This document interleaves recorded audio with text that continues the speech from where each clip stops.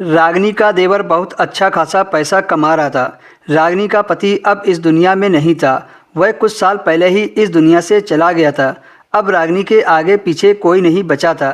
पति के देहांत के बाद उसके पास सिर्फ उसका देवर ही बचा था। अब रागिनी को सिर्फ एक ही सहारा था, वह था रागिनी का देवर मुकेश। रागिनी के मायके में भी सिर्फ माँ ही थी, वो भी रागिनी की शादी के 1 साल बाद खत्म हो गई थी। बाकी किसी रिश्तेदार से रागिनी को कोई उम्मीद नहीं थी कि वह किसी के घर रहकर अपनी ज़िंदगी गुजार सके। इसलिए रागिनी ने अपने देवर के साथ रहने का फैसला किया।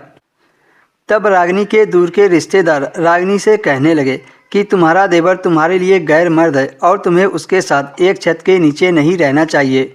तब रागिनी भी उन लोगों से कह देती थी कि मुझे अपने घर में रख लो, लेकिन उसकी यह बात सुनकर सभी खामोश हो जाते थे। तब रागिनी सोचती कि लोगों का काम है कहना, कोई किसी की मदद नहीं करता है। लेकिन रागिनी के देवर मुकेश ने वादा किया कि मैं उठाऊंगा तुम्हारा सारा खर्चा, लोगों को जो कहना है वो कहने दो। इसी वजह से आज रागिनी मुकेश के साथ दूसरे शहर में रहने लगी थी और इस शहर में आते ही मुकेश का काम बढ़िया चलने लगा था। रागिनी कई बार देवर से पूछती कि तुमने कौन सा काम शुरू किया है जिससे बहुत अच्छी इनकम हो रही है। मुकेश अपनी भाभी को बताता कि वह अपने दोस्तों के साथ काम पर जाता है जिससे मेरी भी कमाई अच्छी हो जाती है। जब भी रागिनी मुकेश से पूछती तब वह यही बताता कि मैं अपने दोस्तों के साथ काम करता हूँ। खूब पैसा आने के चलते अब मुकेश ने एक बड़ा घर खरीद लिया था और अब वह गरीब लड़कियों की शादी भी करवाने लगा था। वह हर महीने 4-5 गरीब लड़कियों की शादी करवाकर उन्हें हनीमून पर भेज देता था। मुकेश को गरीब लोगों की तरफ से बहुत दुआएं मिलने लगी थी। अब वह धीरे धीरे अपने इलाके में फेमस हो गया था। लेकिन उन लड़कियों के साथ बहुत अजीब होता था। जब वह हनीमून पर जाती तो बहुत खुश होकर जाती थी, लेकिन जब वापस आती तो वह रोती हुई और विधवा होकर घर लौटती थी।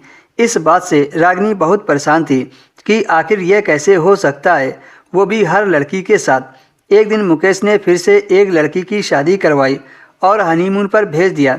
इस बार रागिनी भी चुपके से उसी बस में टिकट लेकर बैठ गई और पीछा करने लगी कि आखिर लड़की का पति कहाँ गायब हो जाता है। लड़की एक बड़े से शहर में जाकर एक होटल में कमरा बुक करती है और मियाँ बीवी दोनों कमरे में जाकर बेड पर बैठ जाते हैं। उसी होटल में रागिनी ने भी अपना कमरा किराए पर ले लिया। फिर रागिनी ने जो देखा उसे देखकर रागिनी के होश उड़ गए। उस लड़की का पति जैसे ही कमरे से बाहर निकला तो 2 आदमियों ने उनको किडनैप कर लिया और कहीं ले जाने लगे। रागिनी ने भी उन दोनों का पीछा किया तो देखा उसका देवर उसी होटल में बैठा कुछ विदेश वालों के साथ बैठकर कुछ डील कर रहा था।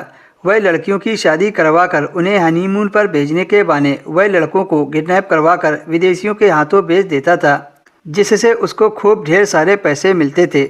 सच जानकर रागिनी के होश उड़ गए। वह तो सोच भी नहीं सकती थी कि उसका देवर इस तरह का काम करता होगा।